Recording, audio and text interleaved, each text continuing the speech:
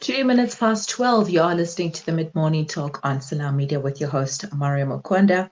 And it's time for our segment with Islamic Careline. So we are wrapping up Women's Month celebration with this inspiring story from Shamima Yasini, from being an asylum seeker to empowering herself.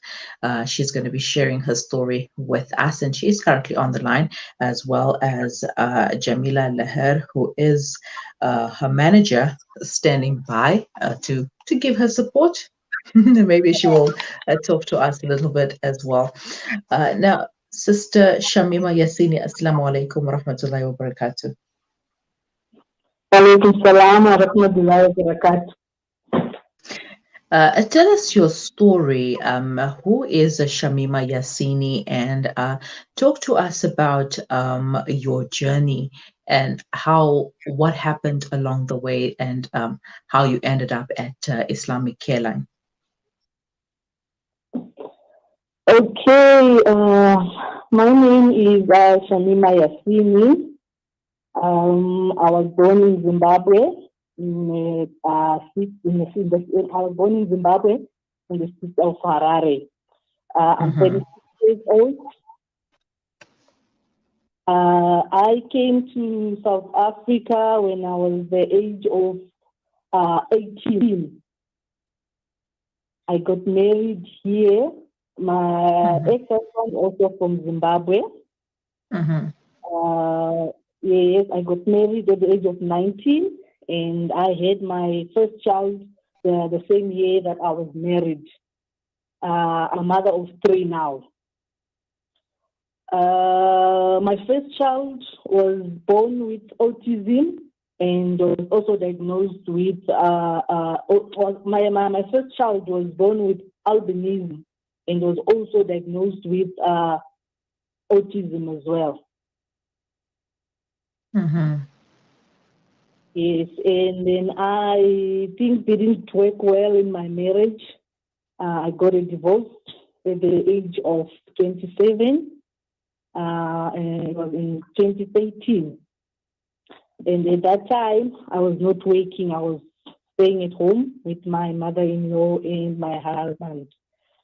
Then after that, my friend that I came home with got me a job at a bakery, Sally's Bakery. It was still in Mayfair at that time. So I worked there, and then and then what happened after my ex-husband's mother got me a job at Islamic Careline.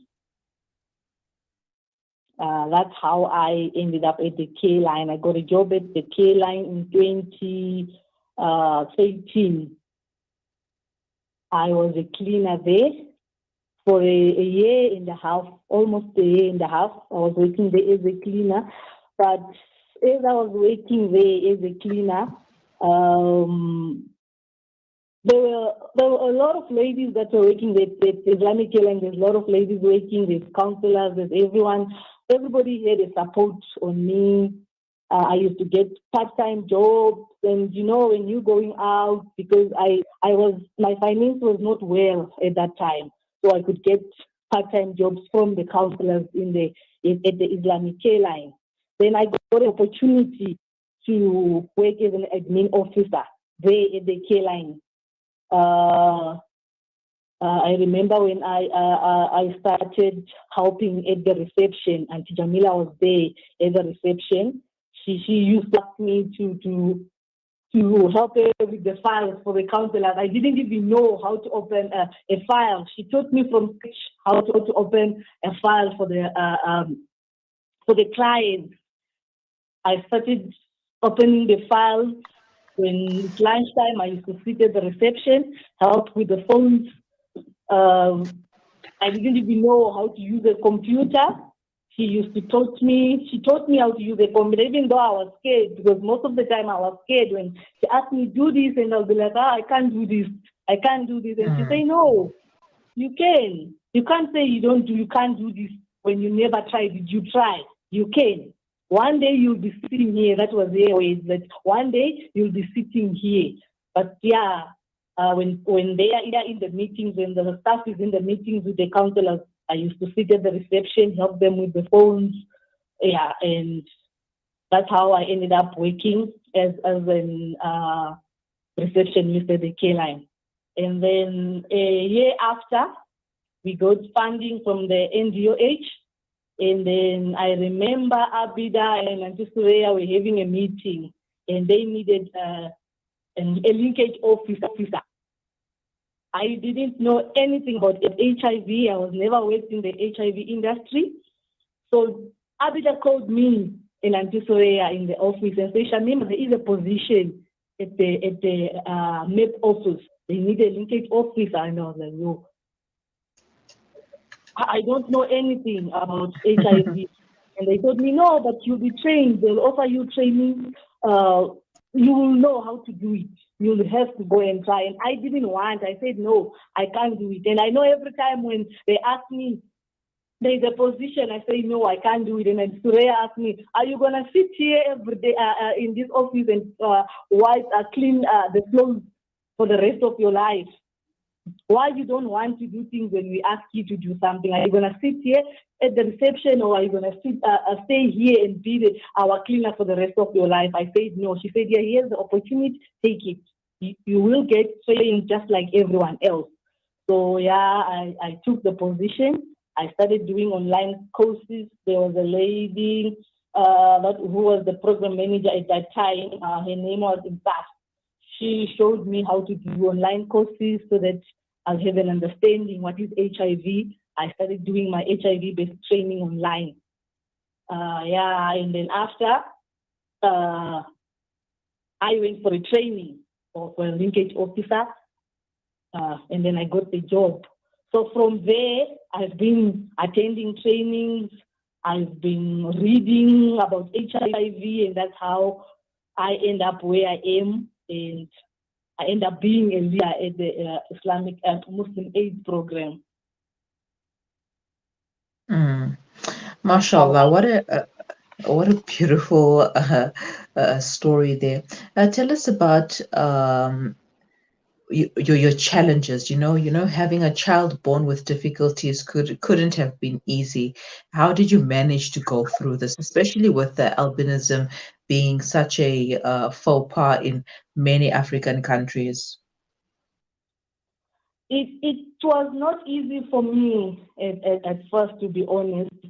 My child was born here, yes, of course, but I'm the only one who had a passport at that time. And if you give birth in South Africa, you don't get a birth certificate. That was the first challenge. I only had a clinic card, and my child had to go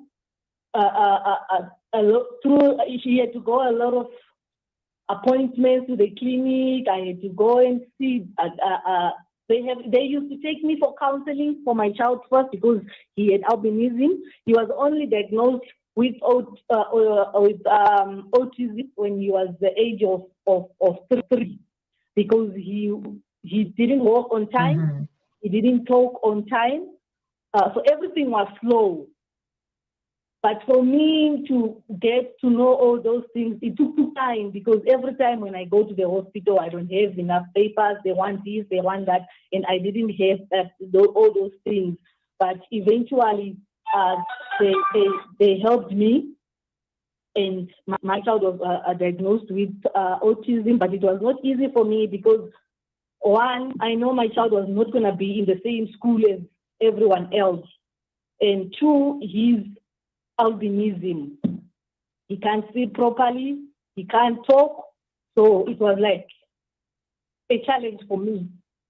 But as time goes on, when I was working at the Careline, there was a lady by the name Maiba. She helped me a lot. I don't want to lie. She managed to get a school for my son and Madrasa in San. And at that time, he was only 7 years, but it took time for me to understand everything. But I went for counseling with Auntie Naima, and now everything is fine. My child goes to school.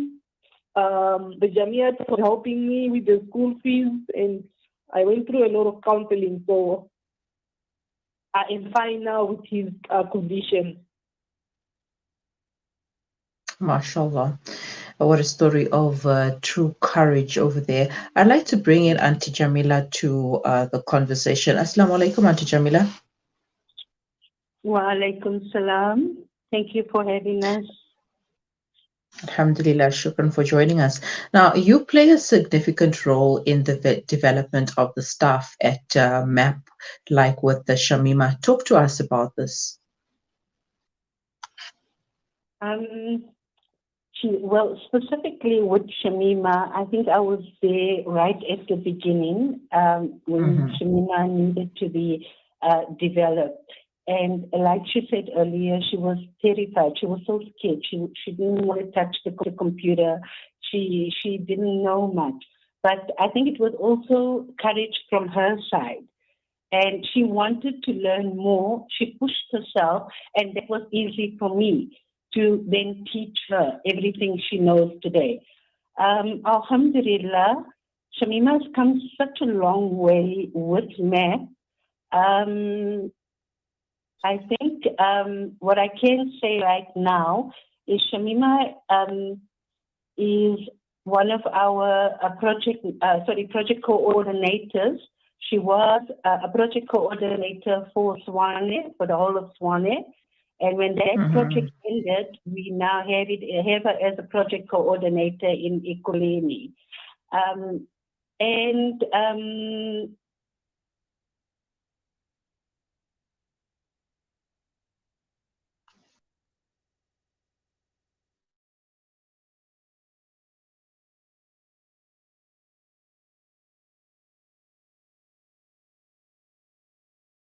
It is 12:14. We are going to take a quick break and we will be back after this. So please stay with us. Listen to something fresh. Listen to Salam Media. As some look forward to the blessings and beauty of winter, the less fortunate in South Africa are preparing for the harsh realities that this season may bring. Africa Muslims agencies on the ground distributing blankets, clothing and other essentials to thousands across the country. Sponsor a winter warmth pack for 280 rands. Call Africa Muslims Agency now on 011 834 8685. Spread warmth this winter with Africa Muslims Agency. With so many investment options today, it's only natural that you might feel a little confused which route to take. Should I buy shares or should I invest in gold bullion? Randery Jewelers now brings you the Zahab coin, an alternative to the Kruger Rand. The Zahab coin, a solid wealth protector in its purest form of 24-karat gold, is the safest way to protect your wealth. So don't just sit there and watch your paper money depreciate. Change to gold. Call Randery Jewelers now at 031 202 4701 or visit www.rjcoin.co.za. Situated at 151 Essenwood Road, Musgrave, Durban. Randery Jewelers, the family name you can trust. When the perfect blend of stylish decor, exquisite halal cuisine, and warm hospitality come together, it could only mean Al Bayt Lodge, your true home away from home. Al Bayt is the ideal heaven for families, business people, and tourists with its 4-star family rooms and other luxurious facilities. Conveniently situated close to Port Elizabeth Airport, the beach, and other amenities, your stay will be truly unforgettable as you'll be taking home lasting memories of the warm hospitality, the serenity and tranquility that Al Bayt has to offer. For reservations, call 041 583 6415 or visit www.albaytlodge.co.za. Give charity without delay, for it stands in the way of calamities. For child-headed households in Bloemendal in the Eastern Cape, the daily diet consists of white bread and a carton of cheap juice or sugar water, known locally as the poppy water diet. Make a difference to that one child or family. The Al-Fida Foundation has over the past 13 years worked on the ground and gathered the largest database in the Eastern Cape region of Muslim Zakah recipients. Phone our offices at 041 484 1288 or visit our website at www.alfida.co.za. The Al-Fida Foundation, your social investment partner in the Eastern Cape.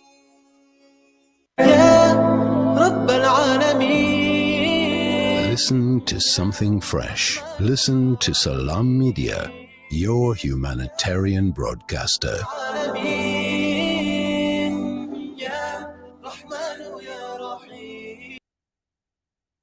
Welcome back. You're listening to the Mid-Morning Talk on Salam Media. And we lost Auntie Jamila and Shamima earlier on, but we do have Auntie Jamila back on the line. Auntie Jamila, what is your affiliation with Islamic Careline and Muslim AIDS program? Okay, I am the program manager for the Muslim AIDS program here in Gauteng. So we cover the city of Johannesburg area and the whole of Ekurhuleni. We provide HTS services. We right now we're busy with a very exciting project where we're setting up containers at all of the clinics, and instead of people going into the clinics to collect medication, they are going to our containers and collecting the medication from us. So that eliminates the queues in the clinics now, and especially with COVID. I think people queuing in the clinics was a no-go. So this actually really helped this program. So that was a very exciting program that we're running right now. And so I started with Islamic Careline in 2013 as well. I started off as a receptionist. I was working in the front office as a receptionist. And then in 2016, there was an opening for a national program manager, for the Muslim AIDS program, national program manager. And I applied for that. I got that position. And the national program manager position I was overseeing the programs implemented in the Western Cape, in Northwest, KZN, and here in Gauteng. And yeah, so I was there for about a year, and then I was diagnosed with cancer.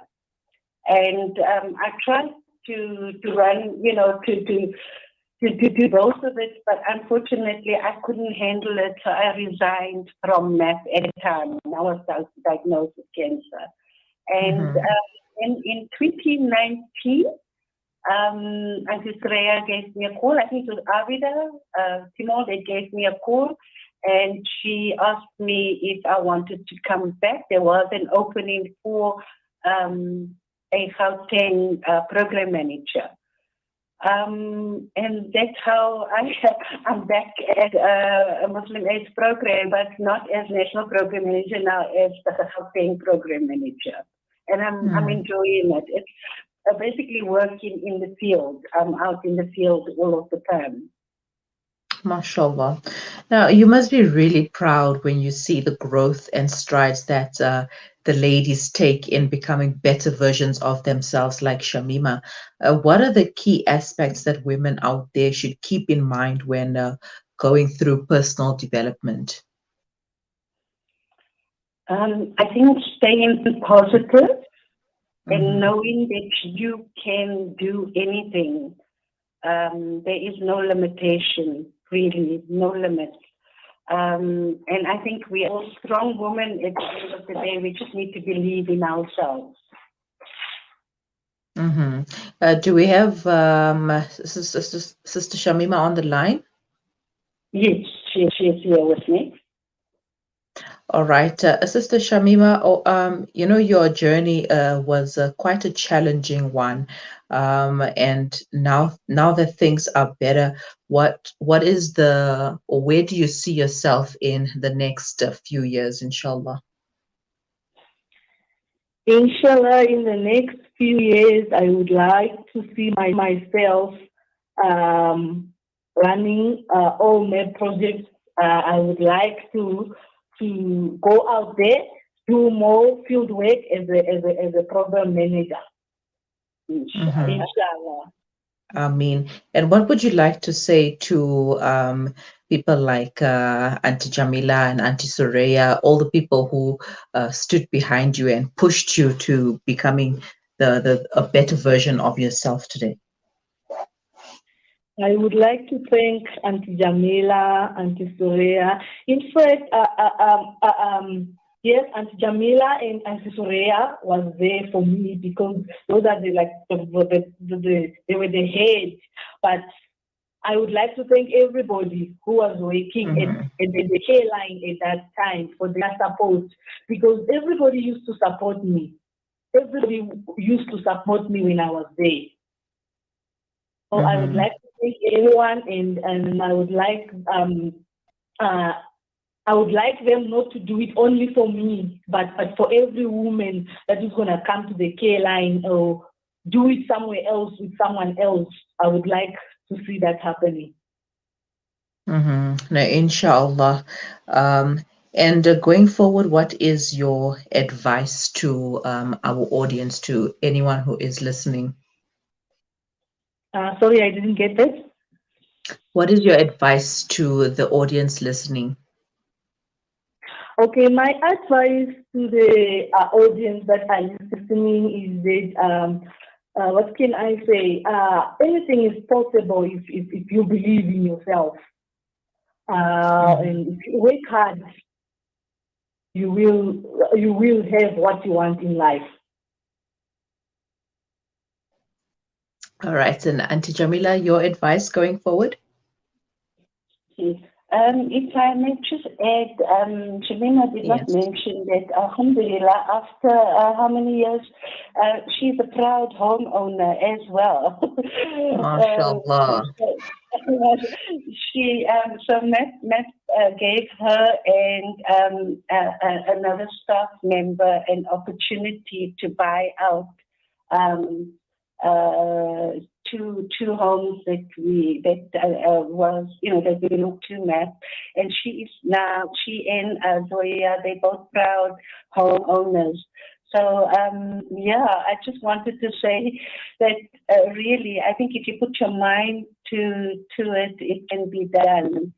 Not many of us are, homeowners. So yeah, exactly. MashaAllah, that's beautiful. Wow, it's like, you're coming from adversity and all these challenges that you had to face along the way, and now being a proud homeowner, MashaAllah, anything is possible. So, as long as you believe, and like Shamima herself said, anything is possible as long as you believe in yourself. That's beautiful. And then advice from you, Auntie Jamila, going forward. The advice that I can give the audience right now is really also looking at where I came from as well with my cancer, and right now where I am is just stay positive and know that you can do anything. Don't feel that, or don't feel that you can't do things or limit yourself, because you really can. Especially as women, we tend to limit ourselves. We tend to say, "Oh, I can't do this," or we have to have somebody else do it for us. But we can really push ourselves and say, "I can do this. I can go out there, and I'm not going to allow anything to hold me back." So that would be the advice that I could give everybody. Beautiful, beautiful, mashallah. Both inspiring stories from both of you. Stories of courage, stories of hope, stories of success. And I wish you well, both of you, in your future endeavors. May Allah make things easy along the way, and may you continue to help more people that come to you seeking the help. Shukran so much for your time. Assalamu alaikum wa rahmatullahi wa barakatuh. Wa alaikum salam wa rahmatullahi wa barakatuh. Thank you for having us. And that was Sister Jamila Laher on the line, as well as Sister Shamima Yasini from MAP Muslim AIDS Program, taking us through their challenges, sharing their stories of courage and hope with us. You can be an asylum seeker and you empower yourself at the end of the day, like Shamima did. And as Auntie Jamila mentioned, she's now a proud homeowner. Who would have thought it would be possible? Nobody did, but anything is possible if you believe in yourself, stay positive, and don't limit yourself. The world is your oyster, as they say. There's so much that you can still do out there. Wow, this story just inspired me to go and do a lot more. There's so much that I can do, and I've been limiting myself, and it stops. It stops today, right here, right now. And if you have been in a similar position, stop limiting yourself as well. Whether you're a man or a woman, it doesn't end there. Somebody asked, a question rather was asked, when do I stop chasing after my dreams? When do I stop chasing my dreams? And the answer that one of the motivational speakers said was, in dead years. Only when you are dead, that's when you stop chasing your dreams. So do not stop. Do not stop. No matter the circumstances, you can do it. It is 12:28. You are listening to the Mid Morning Talk on Salam Media. We will be right back.